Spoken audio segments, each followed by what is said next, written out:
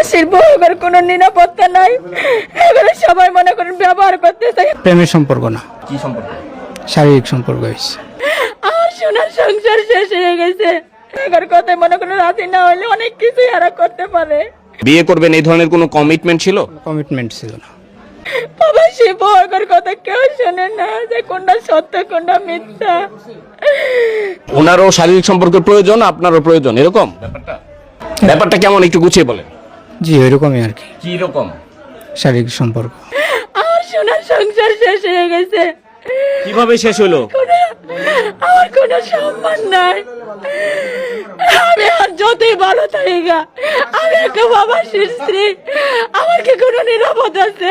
গাজীপুর জেলার শ্রীপুর উপজেলার কাউরাইদ ইউনিয়নের ধামলই গ্রামে একজন শিক্ষক, একটি উচ্চ বিদ্যালয়ের শিক্ষক এর সাথে প্রবাসীর স্ত্রীকে আটকিয়েছে এলাকার জনসাধারণ।